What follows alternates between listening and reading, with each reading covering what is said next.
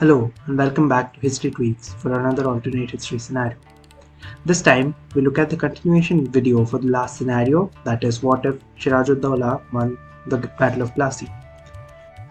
Last time we saw how the Bengal army won the Battle of Plassey and denied the British a foothold in Bengal. Further, how the British lost the first Anglo-Mysore war through the help of Bengal and Mysore being stronger and the British being weaker in the subcontinent. And the British would have made minor concessions after the First Anglo-Mysore War. Then they would go on to win the First Anglo-Maratha War, gaining the regions of Bassein, Salsette and Surat. This would encourage them to push harder in the Second Anglo-Mysore War, but with depleted resources and cut supply lines, and with Nana Fadnavis, an Anglophobic ruler, coming to the Maratha throne, they would lose the Second Anglo-Mysore War, ending their dominance in India. The Marathas, under the leadership of the Anglophobic Nana Fadnavis, would also sign an alliance with Mysore and Bengal to avoid annexation of the empire by the British. But problems would arise with the death of Madhavrat II and Nana Fadnavis in 1795 and 1800 respectively, as Peshwa Bajirao II would come to power, who was seen to be Anglophilic and would push the empire to the civil war. Also, the precarious position that Marathas were in alliance with Bengal and Mysore, as well as the Peshwa being an Anglophilic one, could form an alliance with the British, would make the political situation of the Indian subcontinent very tense. When Peshwa Bajirao II comes to power, he faces civil war in his kingdom. First, he faces opposition from the Bhonsles of Nagpur and Holkars of Gwalior, who form a combined force to march on Pune. And hence, the Peshwa invoked the alliance with Bengal and Mysore and asked the Nawab of Bengal and Mysore to help in exchange for some territories in Odisha and Hyderabad. With these promises, the Nawabs of Bengal and Mysore agree, and the armies of Bengal launch attacks on the Bhonsles, and their defending forces are badly damaged. Facing a threat on Nagpur itself, they accept peace, and Bengal is given regions in the borderlands of Odisha. But the armies of Peshwa are defeated at Pune by the joint forces of Holkar and Scindia, and the Peshwa flees to Bombay and signs the Treaty of Bassein with the British. The Treaty of Bassein gives the British additional land in the western regions, as well as ties the Maratha Confederacy in a subsidiary alliance with the British, essentially making them the British vassal. And hence, Scindias and Bhonsles rebel again, and Bengal and Mysore declare it as a breach of trust and actively start supporting the anti-Peshwa faction. Mysore attacked the Peshwa's dominions from the south, marching to Pune, and Bengal joins the Bhonsles. In September 1803, Scindia are defeated at Delhi and British take the city. The Nawab of Bengal persuades the Nawab of Awadh to join forces against British, promising them lands around Delhi. And hence, Awadh joins in and starts attacking British units in the Uttar Pradesh region. The forces of Bhonsles and Bengal join the Scindias at Asai, and hence the battle ends in a stalemate, with the British facing heavy losses. With the start of Napoleonic Wars, France also wages naval war, sieging Bombay and supporting Mysore and the anti-British faction. In 1804, the Marathas also call the Sikhs into the conflict, and the Sikhs occupy parts of Himachal, Haryana, and start attacking positions at Delhi. Harassed at two fronts in the east and the west, Delhi soon falls to Awadh, and the remainder portions are taken by Punjab. In 1805, Madras is laid on siege by Mysore armies, and in some months the combined forces of Scindias, Holkars, Bhonsles and Bengal reach Pune, and the Mysore army also starts attacking Bassein. By late 1805, French involvement increases exponentially under Napoleon. The French siege Surat and the Mysore army sieges Bombay. Bombay, seeing themselves surrounded and facing loss in Europe, British accept peace, and the Treaty of Pune is signed by the British, and it is followed by the Treaty of Nagpur among the Indian belligerents. The East India Company loses northern Sirkars and Bombay to the Indian kingdoms, and Surat to the French. The Maratha Empire survives but loses lands. Lands of Odisha up to Yanam and Raipur are given to Bengal, while territories from southern Maharashtra and northern Karnataka, in addition to some of the Nizam's territories, are given to Mysore. The Sikhs get Haryana and parts of Himachal, while Awadh gets most of modern Uttar Pradesh and Delhi, establishing a Mughal throne as their puppet. The Rao clan also loses the Peshwaship, which is instead given to the Bhonsles, and the remainder of Bhonsle lands are given to the Raos. And with that, British domination of the Indian subcontinent comes to a close, and the Maratha Empire is also weakened. In 1807, with Napoleon winning the War of the Fourth Coalition, starts further French involvement in India. He asks that none of the allies trade with the British. France also attacks Travancore along with Mysore to bring them into the fold when they refuse. In 1808, France forces the Nawab of Sindh to sign an alternate form of the subsidiary alliance with France and starts meddling in the affairs of Sindh. The embargo on the British trade harms Marathas and Bengal, who are already weak and are still reliant on British for some products like coal and iron and steel.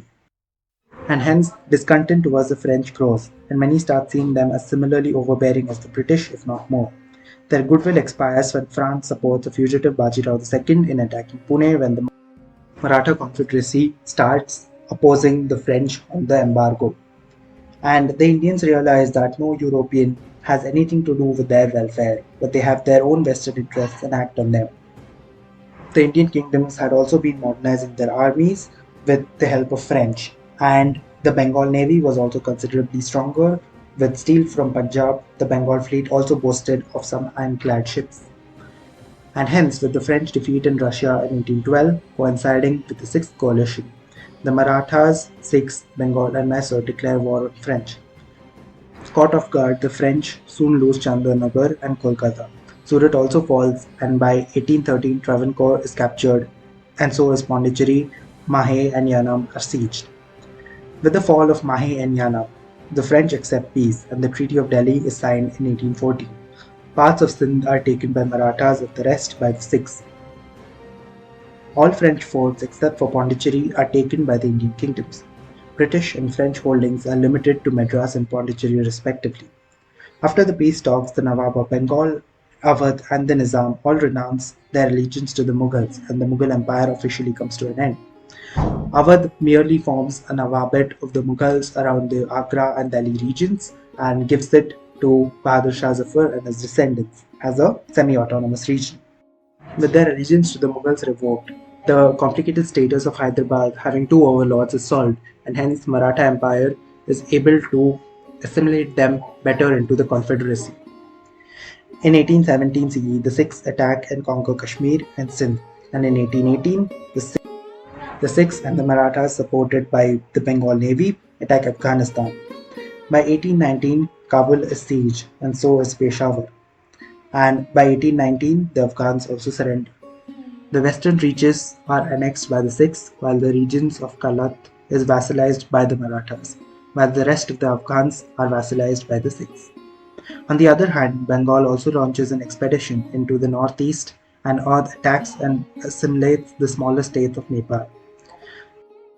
With these diverse regions coming under the domains of Marathas, Bengal, Oudh and Sikhs, the ideals of secularism and equality proposed at the French Revolution take force in these domains in varying degrees. Around 1820, the British tried to take ground in India by offering protection and alliance to Kalat and Afghanistan, but their forces are defeated. And recognizing the threat of annexation and weakness, major players in the subcontinent sign a pact of mutual protection, essentially tying the whole of the subcontinent in a single military unit. The influence of the French ideals and technique take force in the subcontinent, and the cultural dominance of France increases. But politically, the Indian subcontinent would be against both Britain and France and their imperialist agenda. And with the Crimean War, the relations with Russia would improve as they would be seen as being against both Britain and France themselves.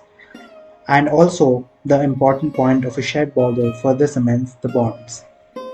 Russia too would eagerly establish relations of trade and political partnership with the Indian subcontinent. Revolutions would sweep throughout Europe in the 1840s, starting from France, and India too would see some serious political changes. With the death of Ranjit Singh, the regions of Punjab would be engulfed in turmoil, and the other forces in the Indian subcontinent would intervene and an interim government would be formed.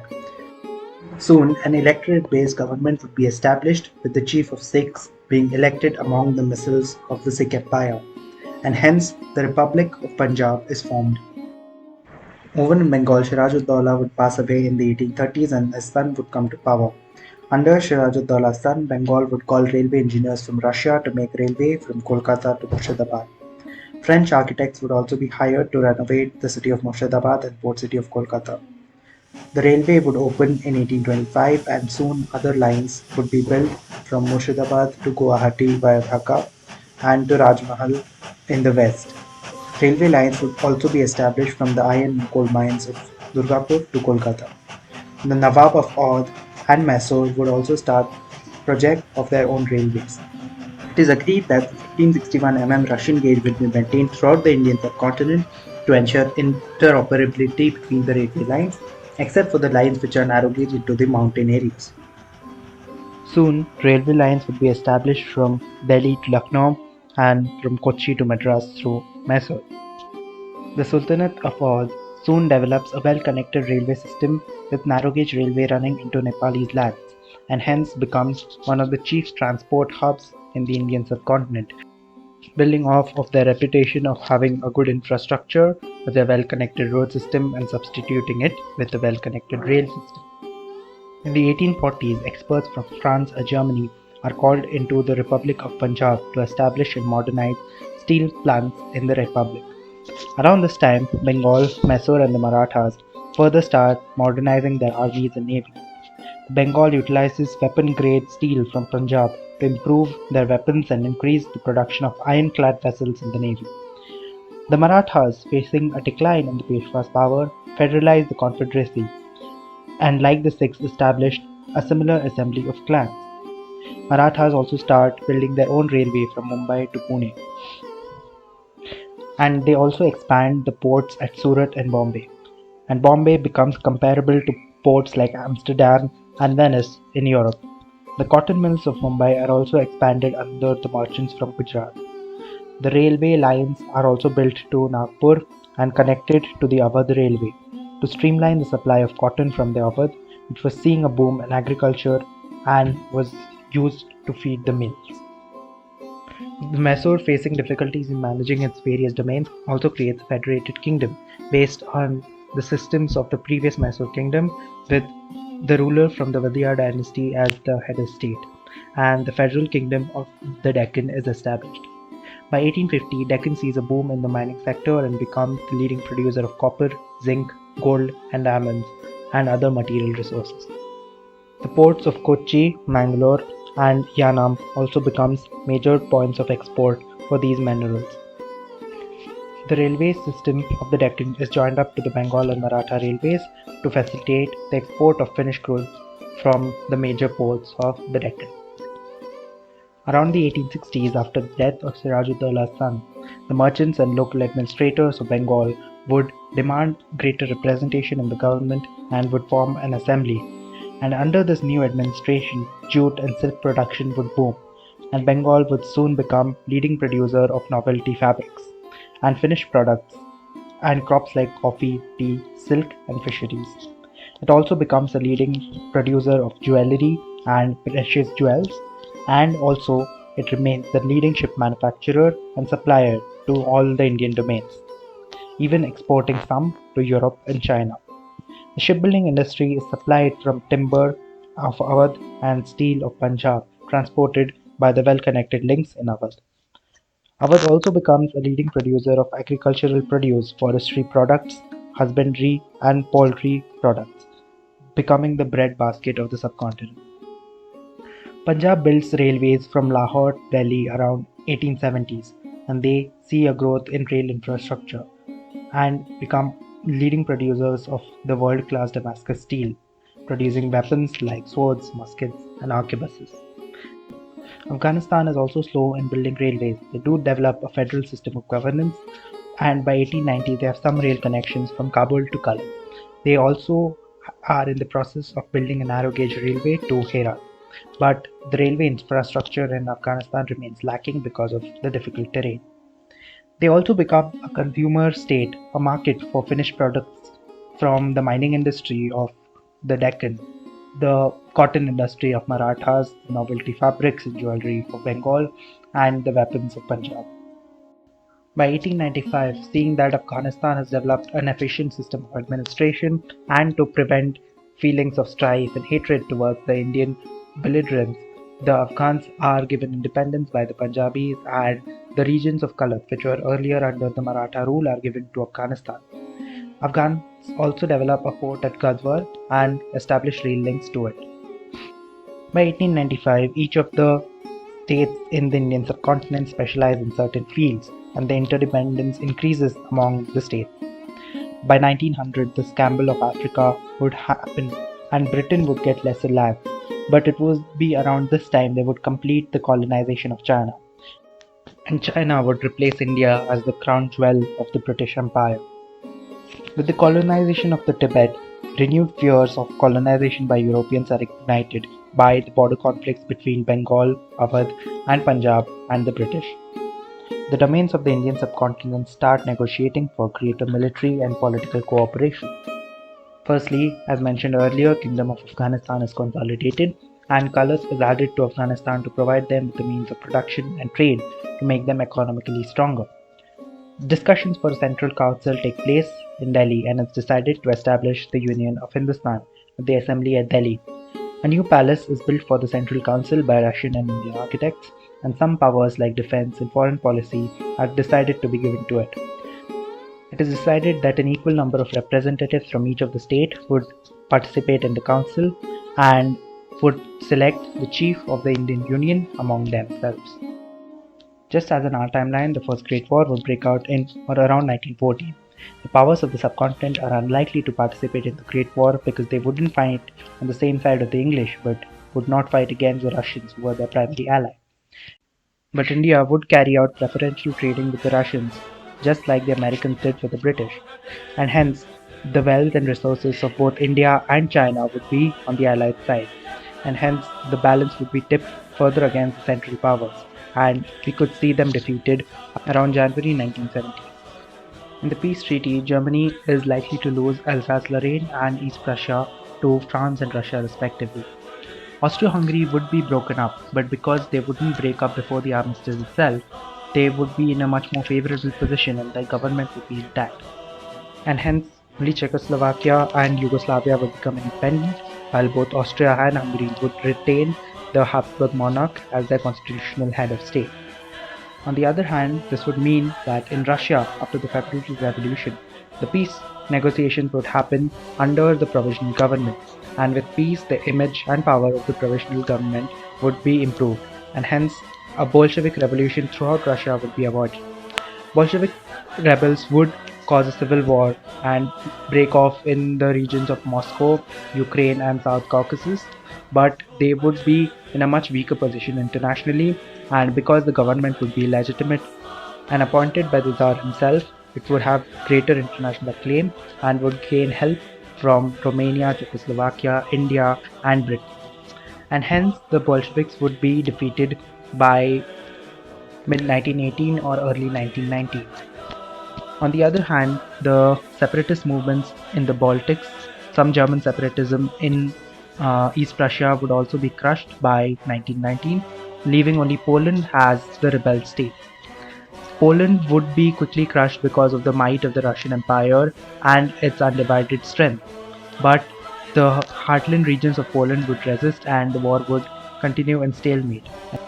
And it would be decided that Poland would be kept as Congress Poland and given much more autonomy and essentially making it an independent state, and similar autonomy would also be given to Finland, the Baltics, and Bukhara and Samarkand.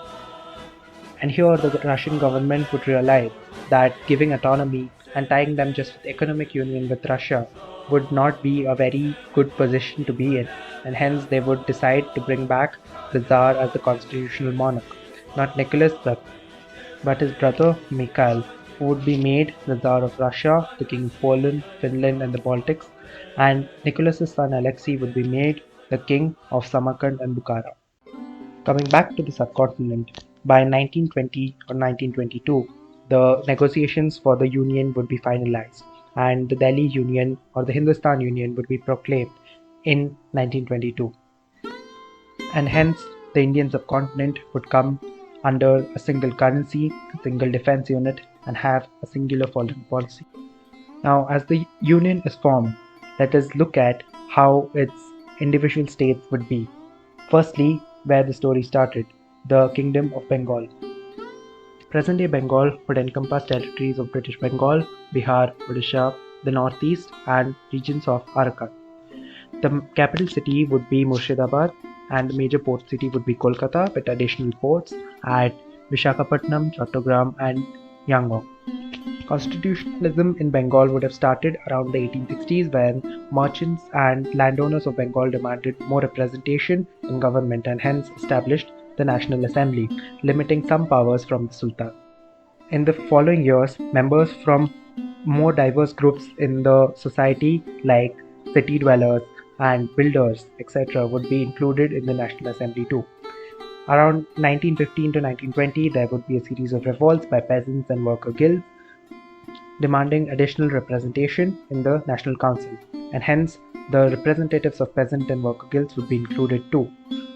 Initially, they would be selected by the landowners, but then the democratization would happen and the representatives would be more and more elected by limited suffrage, giving vote to most of the populace, excluding some groups. With the power of merchants and bankers reduced in the National Assembly, Bengal would go towards the center-left side of politics and would enact many welfare schemes and pension schemes like in a socialist state.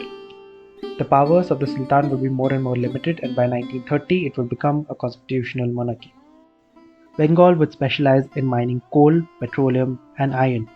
Further, it would also have manufacturing of novelty fabrics, finished goods, and gold jewelry.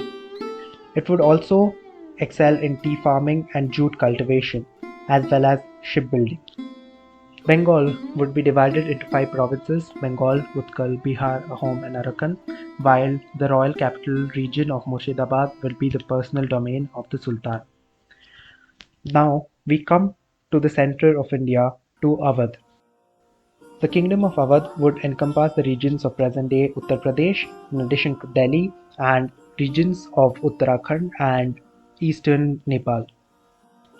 Awadh would have an extensive railway system and would become the transport hub of the Indian subcontinent, building off of its reputation of having great road infrastructure and substituting it with a great rail infrastructure, even having extensive narrow gauge connections in the highlands of Nepal and having links to the broad gauge railways.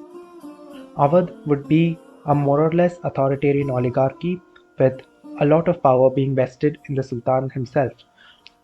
Additionally, the cabinet of the Sultan would be made up by his Nawabs and landowners, and the Kingdom of Awadh wouldn't be divided up into any provinces but estates of the Nawabs themselves.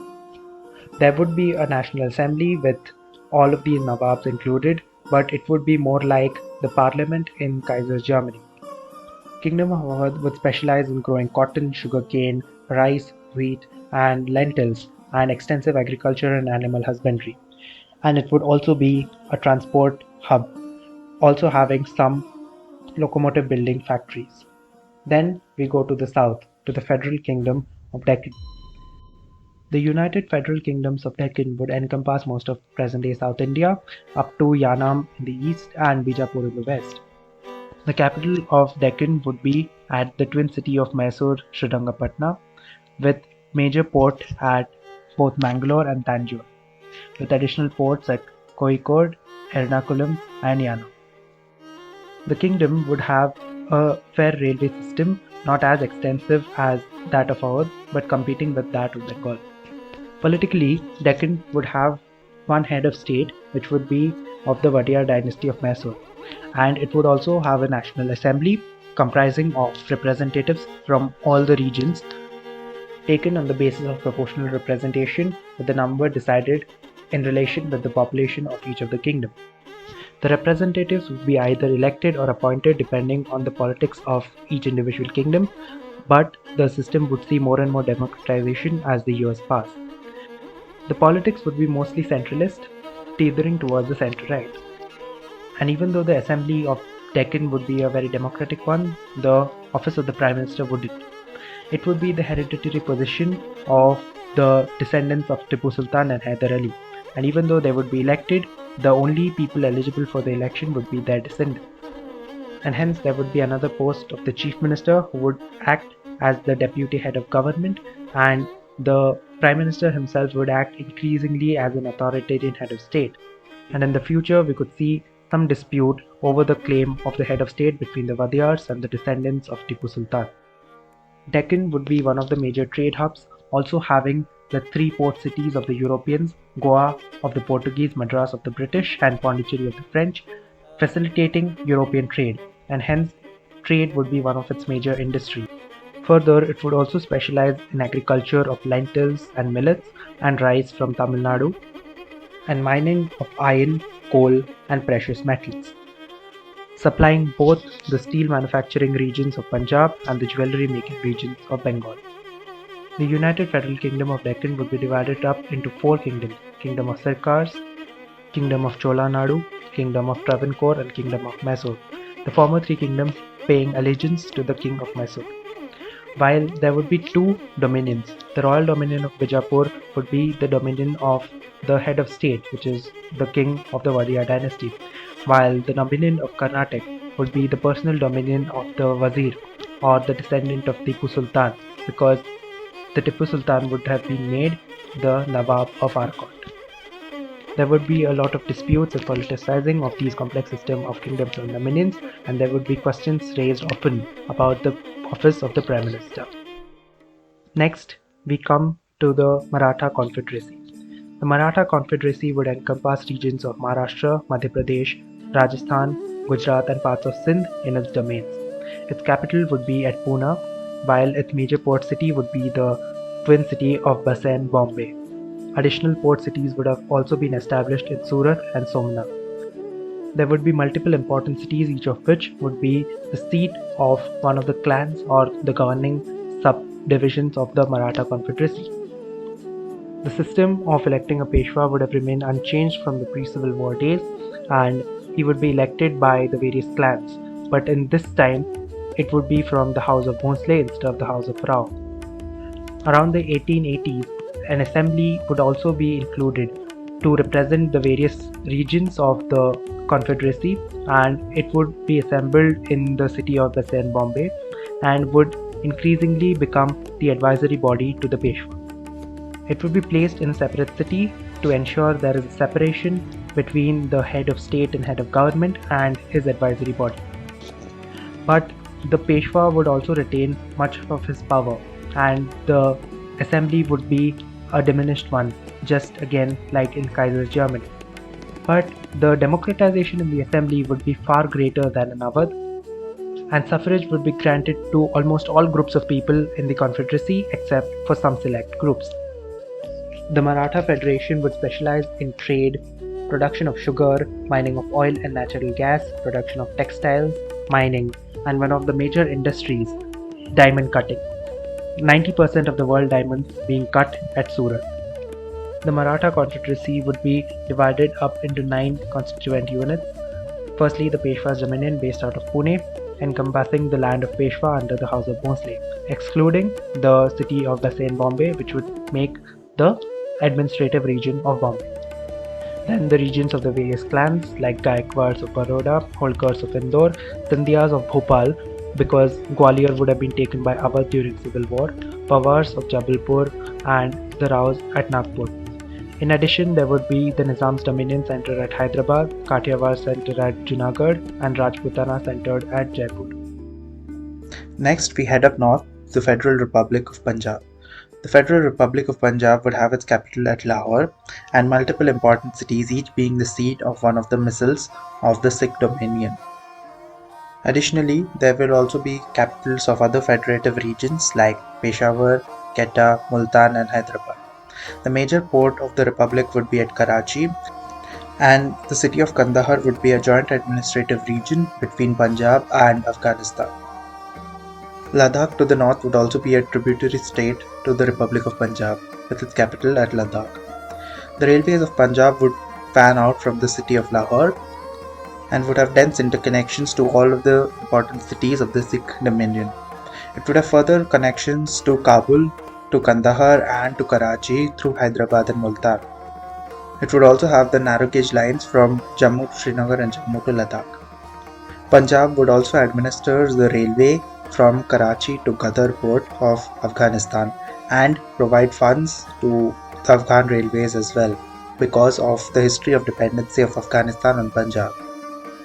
Punjab would specialize in metallurgy, weapons production, aircraft production, and production of railway carriages and railway locomotives. It would also have a considerable agricultural production because of the fertile land provided by the 5 rivers of Punjab. And hence Punjab would become the chief producer of corn and mustard, in addition to producing lentils, wheat, and vegetables. Along with Bengal and the Maratha Confederacy, Punjab would be the third industrial powerhouse of the Indian subcontinent, specializing in military production. Punjab would export both its weapons-grade steel and superior firearms to not only India but also other European powers like Russia and Spain. Punjab would have 6 federative provinces: the Misl of Greater Punjab, the Ranjanpur Misl, the Sindh Misl, the Quetta Misl, Peshawar Misl, and Misl of Kashmir. The Misl of Greater Punjab would be further composed of smaller misls in them. The Misl of Greater Punjab or Sikh Dominion would have a federative assembly elected from the various misl assemblies, and a similar formula would also be applied to the republic level, where each federative province would contribute to a national assembly. Additionally, there would be the autonomous region of Ladakh and joint administrative region of Kandahar. Finally, we come to the United Emirates of Afghanistan, the most recently independent and incorporated region of the Indian subcontinent. Afghanistan would be a federal kingdom with smaller emirates spread out across the land who would rule their own provinces according to their own devices, but each would participate in the National Council and would choose the Sultan among them. Even the federal and slightly democratic in choosing of the Sultan, Afghanistan would be the least democratic region of the Indian subcontinent. It would mostly be an oligarchy, if not an autocracy at some moments. Afghanistan would be the major consumer region, consuming the finished goods of Punjab, Marathas, and Bengal. And it would be a sort of jack of all trades. It would mine minerals, do some agriculture, and also have some light industry. But another major sector of Afghanistan would be trade. Because of its borders with Russia, Indo-Russian trade would flow through Afghanistan, through Kabul and Herat.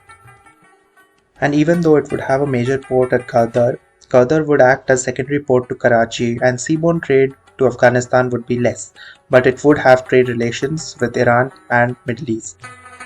Afghanistan would have many federal regions and tribal provinces, but overall it would be grouped into 6 major administrative regions: the region of Kabul, the region of Farah, the region of Kalat, the region of Herat Mashhad, the region of Katagam, and the region of Turkestan. Some of these regions would not have a definite capital city, and Farah would have a capital city in Kandahar, which would be jointly occupied by Punjab as well. And hence, the 6 constituent regions of the Indian subcontinent would each specialize in their own fields and would have their own form of government with differing amount of federalism, democracy, and liberalism. But all of these units would work together as organs in a body, organized as separate nations, but working within the Union of Hindustan, centralized at Delhi, towards a common present, future, and a common identity. And that is where I'll end the video for now. Thank you and have a great day ahead. Also, don't forget to like and share the video to support the growing empire of ours, and subscribe to join its administrative ranks.